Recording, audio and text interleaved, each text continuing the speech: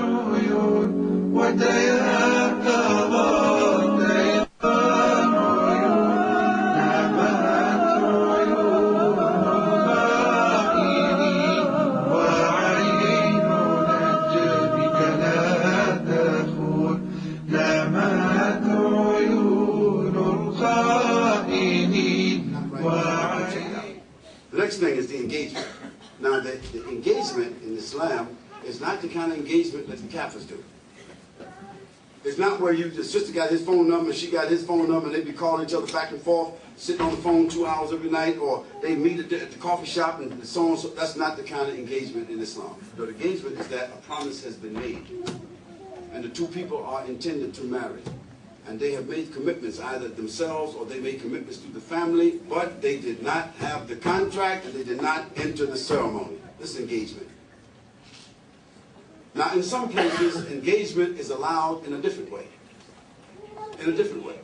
And that kind of engagement is really marriage. But what is it? It's when the two people come together, the dowry is transferred, the ceremony is done. Now the two people can be together, but it has been agreed upon by the man and the woman and the family, they will not consummate the marriage until she finishes school, or until he finishes school, or until some other things are done. Now this is another way of engagement, which they are really married, but they cannot have nikah. That means they will not enjoy themselves until it has been agreed upon by the other parties, the family. Now I'm giving you some considerations that you can look into your madhab, or you can look to your scholars, or you can look to yourselves, and you can see how these things work. Then you can go check on some scholars and websites and see if what I'm telling you is correct or not. Huh? Then there is the issue of the dowry, al-mahr. And if there's anything that is the most important thing in the marriage, it is the dowry. The dowry doesn't have to be stated, but it has to be there. If the dowry is not there, then the private parts of women is not lawful to you except through dowry and mahr. You cannot marry without mahr. You must have it. The Prophet ﷺ said it could be an iron ring, it could be a pot, it could be a mountain of gold. Of course, if the sister, she asked for a mountain of gold, I don't know who she's going to marry.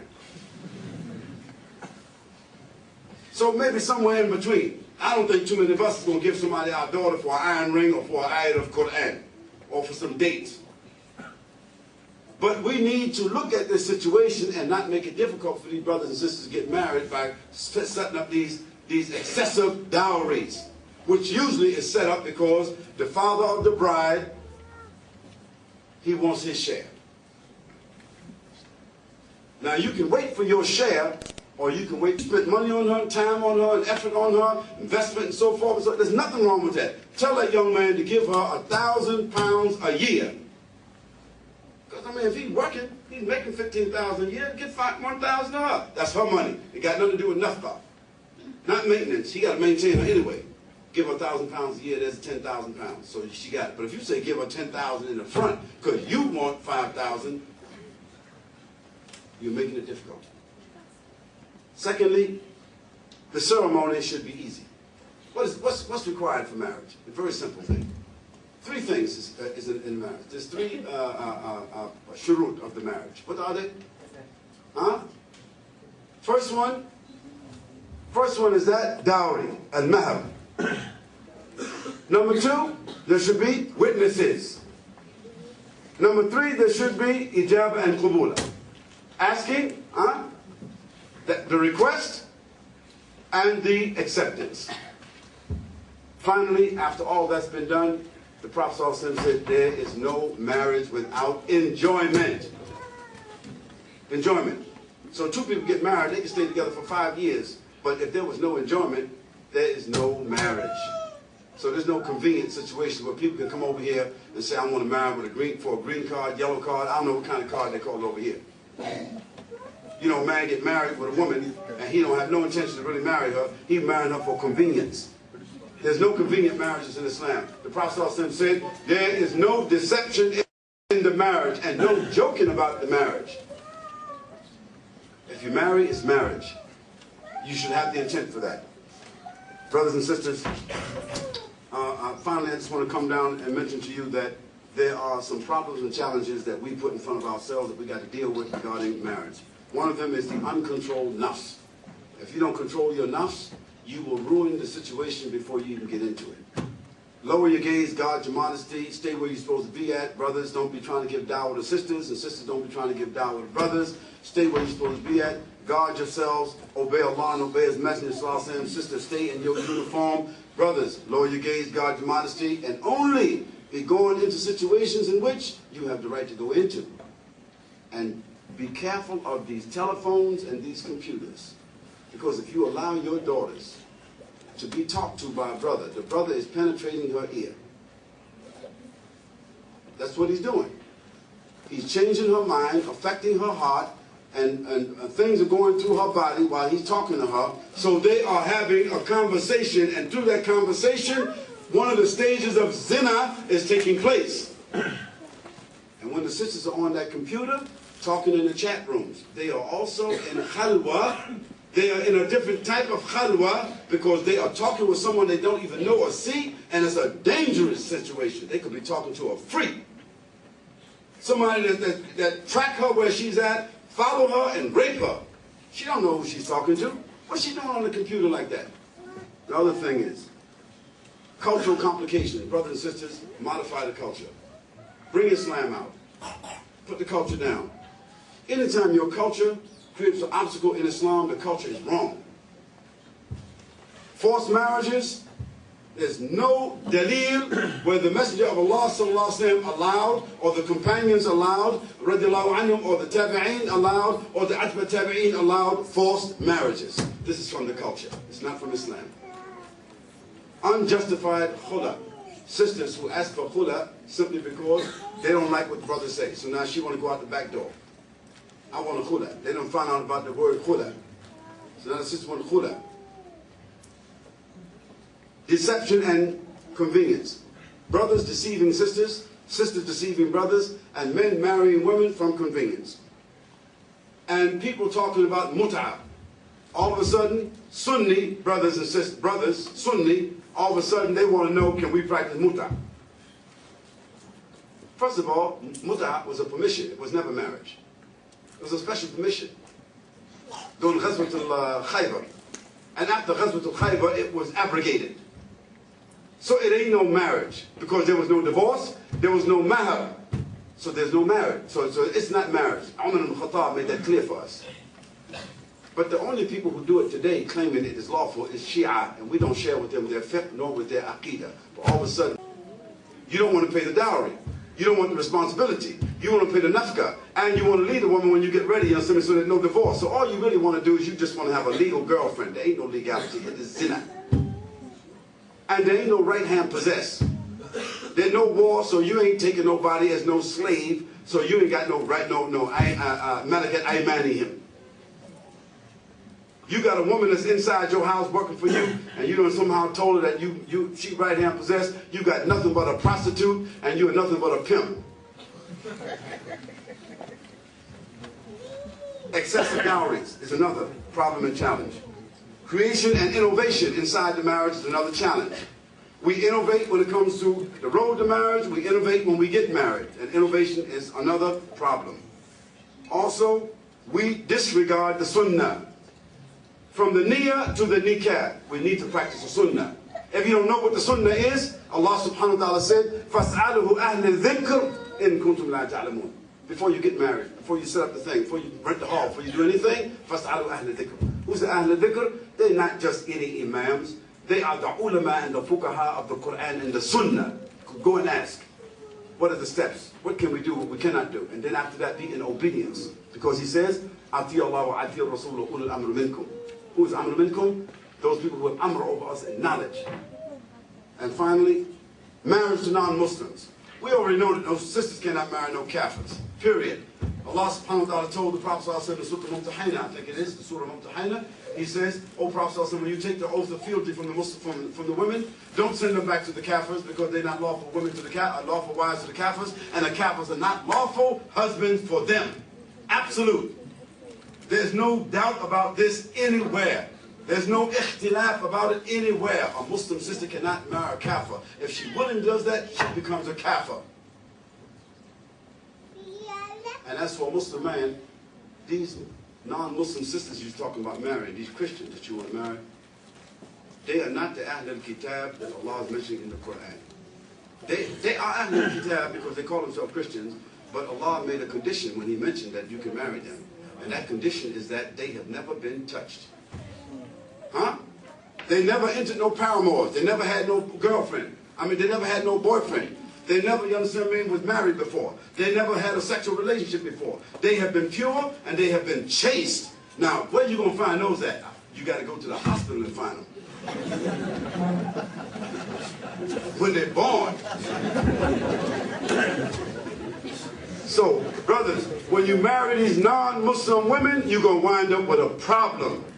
Because in this country, those children, when they're born, they are British and they belong to the mother. And when you run out of money, or you run out of steam, or you run out of whatever else, and you run out with a problem, she's going to wind up with your children, and she's taking them to the church.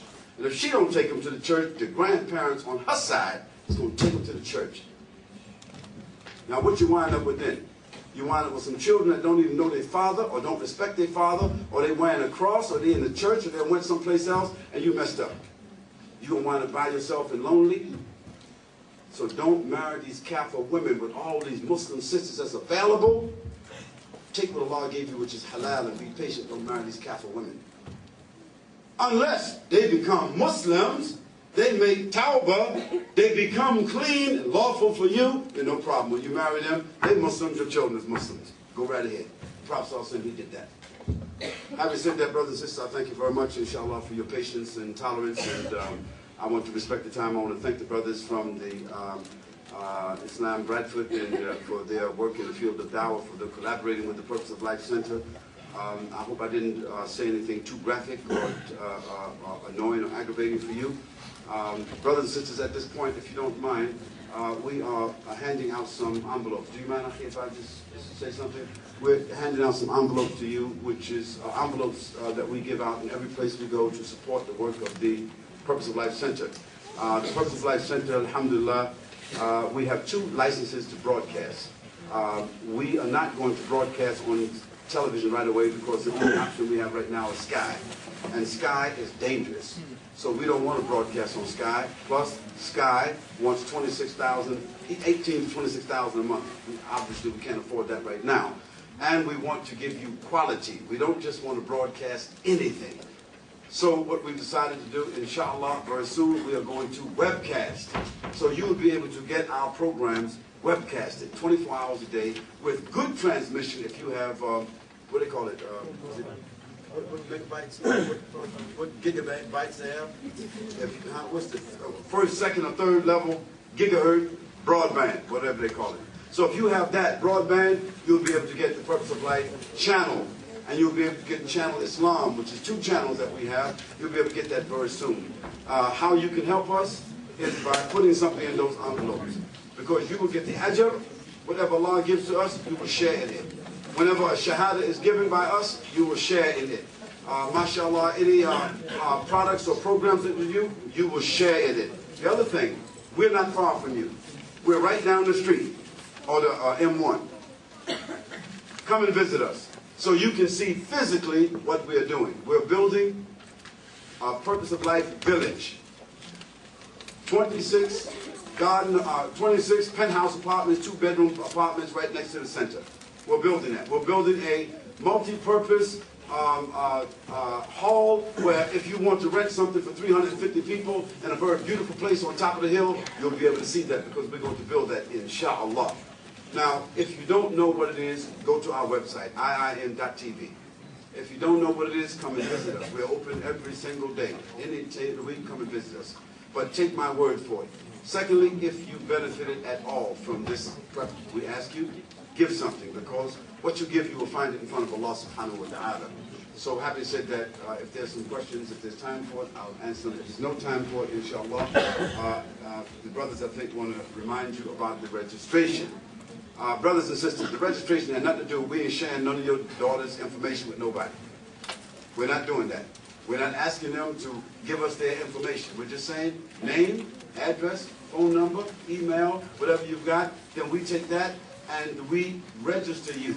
when we register you, that doesn't mean it's activated. Is that correct, Akhi? You're not activated. That means that we don't share no information, nothing like that.